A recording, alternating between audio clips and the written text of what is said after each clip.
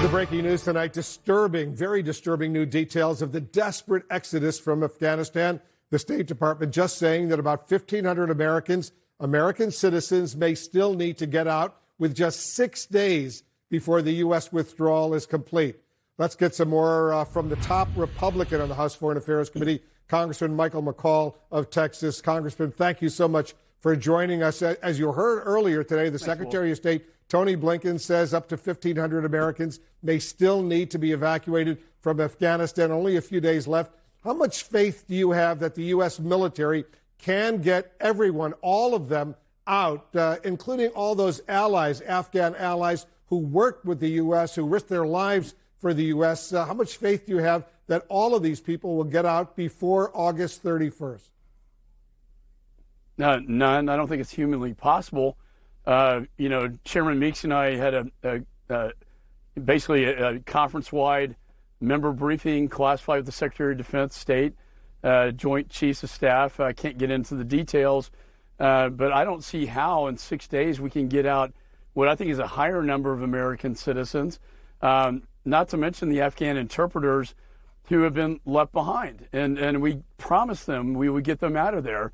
And now they're in the bullseye of the Taliban, and they will be executed. And Wolf, we're already getting reports of Afghan interpreters trying to get through the airport, being turned away by the Taliban, taken back to their homes, where they witness their own family being executed, and then they are beheaded themselves.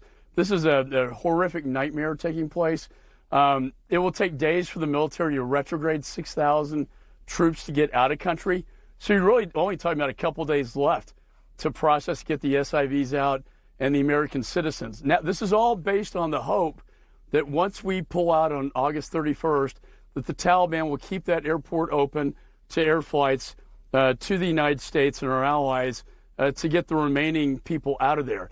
Maybe with American citizens, possibly. I doubt it, but with respect to the Afghan interpreters, I think we just shut the door on them. I know you're concerned, and I want to get specific. Where are you getting this information that these American allies are being executed, beheaded right now when they're turned back from the airport? And I know you're understandably, like all of us, very concerned about the fate of these Afghan allies. A Taliban spokesman denies they're seeking revenge, telling the New York Times, and I'm quoting now, "We want to build the future and forget what happened in the past." How far is that from the reality that you're hearing from your classified sources, U.S. officials, I assume, on the ground? That's propaganda from the Taliban. I don't trust them. I think they're going to go back to their ways once we leave. My committee and my office and every congressional office now has turned into thousands of requests. But we, Committee on Foreign Affairs, are really the clearinghouse for Congress to process and receive all these requests. So we are really operating in real time, hearing what's happening on the ground near the airport. So you talk about conditions on the ground, what's really happening. That story I told you is a real one, but there are many of them, and that's the problem. They seem to let American citizens through more easily, but when it comes to Afghan partners or interpreters, that's where the rub is. They view them as the infidel. They worked with the infidel. They are the enemy.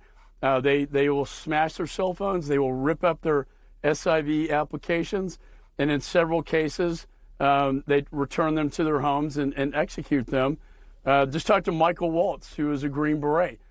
His interpreter, called Little Spartica, this very same story happened to him. He got taken back to his home.